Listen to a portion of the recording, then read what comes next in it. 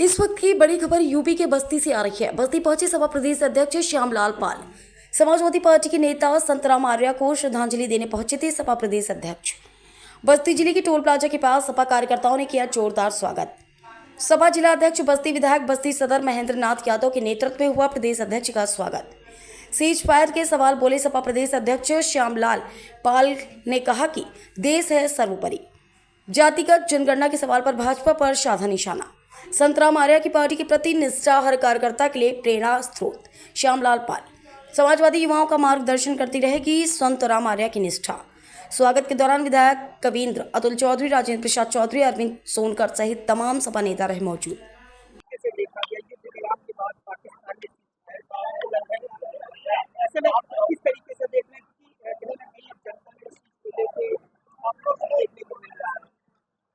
जनता में देश की रक्षा के लिए आक्रोश रहेगा।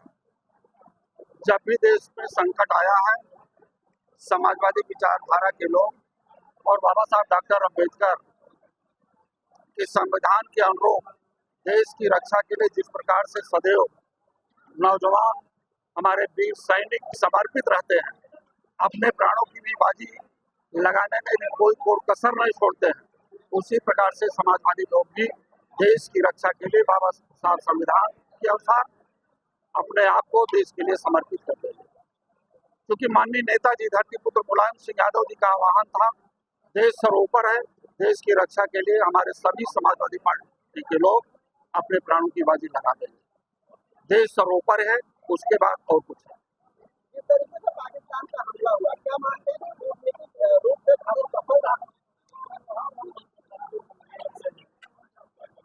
देश की जो विषम परिस्थिति है, देश के सामने जो चुनौती है, उस चुनौती का मुंहतोड़ जवाब देने के लिए हमारे सैनिकों ने जवाब दिया है और इस विसंगति पर हमें नहीं जाना चाहिए। देश की रक्षा का सवाल एक प्रमुख सवाल होता है, उस पर हमारे सैनिकों ने मजबूती से काम किया। सरकार, वर्तमान सरकार ये आरक्षण विरोधी है।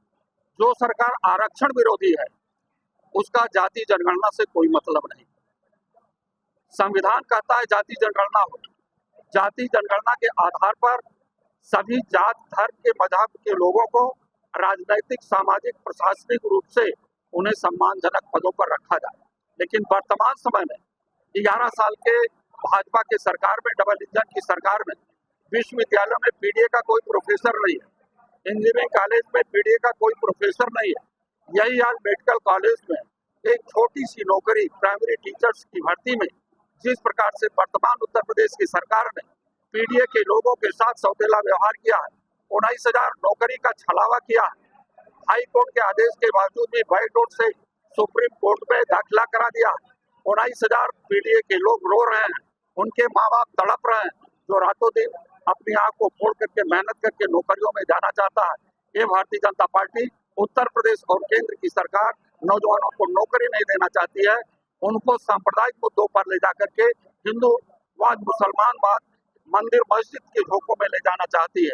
इसलिए समाजवादी पार्टी की मुहिम है कि समाजवादी पार्टी की सरकार आएगी, बाबा साहब डॉक्टर अम्बेडकर के अनुसार संविधान की रक्षा, लोकतंत्र की हत्या करने वालों के खिलाफ आवाज और इस देश में आरक्षण के अनुसार सभी जात, धर्म, मजहब के लोगों को नौकरियां दी जाएगी, सबको सम्मान मिलेगा। जिसकी मानसिकता आरक्षण के खिलाफ है, वो देश की जनता के खिलाफ है। इसलिए बाबा साहब डॉक्टर अम्बेडकर ने जो सम्मान महिलाओं के लिए, जो सम्मान पिछड़ी जातियों के लिए, अनुसूचित जातियों के लिए, आदिवासियों के लिए दिया है, वो आज कहीं भी देश के किसी भी प्रशासनिक पद पर पीडीए के लोग नहीं है। हमेशा पीडीए के लोगों के साथ अनदेखी हुई है। इसलिए पीडीए के लोग एक मंच पर आकर समाजवादी मुहिम को आगे बढ़ाने के लिए अखिलेश यादव को मजबूत करके पूरे देश की कायाकल्प पीडीए के माध्यम से करना चाहते हैं। क्योंकि समाजवादी पार्टी के राष्ट्रीय अध्यक्ष इस देश में सामाजिक न्याय के राज्य की स्थापना चाहते हैं। देश की जाति जनगणना हो और सभी जाति का उनकी संख्या के आधार पर हर जगहों पर सम्मान और इज्जत मिल सके, नौकरियों में जा सके।